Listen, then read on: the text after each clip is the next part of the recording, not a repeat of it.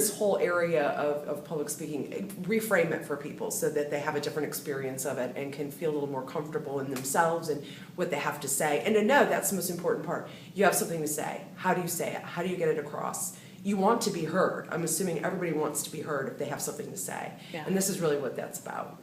So part one is getting silly and getting into your body. And it's really important that you are in your body, and one of the greatest ways to do that is to play games and be silly, because the body is, in a way, is kind of silly. It does things we don't want it to. It asks us, to give it things that we don't necessarily want to give it.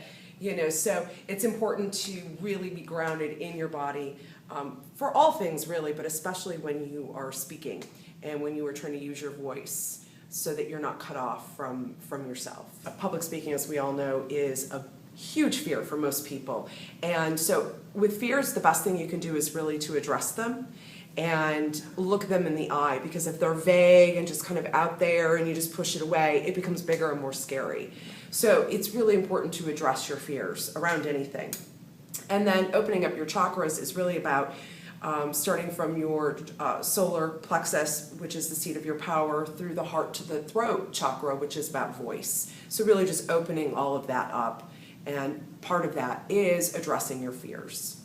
So part 3, content, what you have to say. It's really important, especially depending on the context, what you're trying to do, who you're trying to present to, that you really think about your content, paring it down to the essence of what you want to say. It's important to get rid of some of the extraneous stuff. Don't be babbling like a fool. Say what you got to say. That's all. You can get with as little as you can say. The cliff notes. Exactly, so that you can really drive it home, so to speak.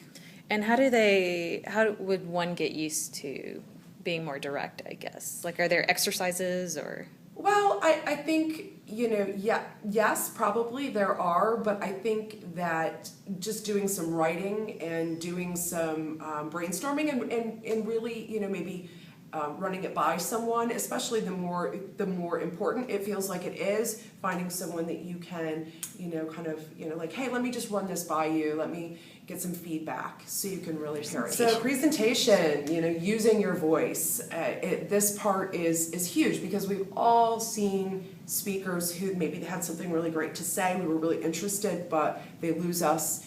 Their speaking skills, maybe in terms of group, maybe they get nervous. They're all gonna laugh at you. Oh, Mom. They're all gonna laugh at you. Don't worry, Brad. Maybe they're real monotone. Bueller. Or they're just reading. There's some tips and there are some things that you can do to make your presentation more engaging, so that people are paying attention. Because again, the whole point of, you have something to say, you want people to hear it, how do you best do that? And so there are some ways that you can present yourself, and some of that goes back to the body and being comfortable in your body, so that you can use your body as a tool, as well as your voice, to get across what you need to say. I'm so tired of saying no and then waking up in the morning and recalling every single thing I ate the day before, counting every calorie I consumed so I know exactly how much self-loathing to take into the shower. Physically, you're still 15.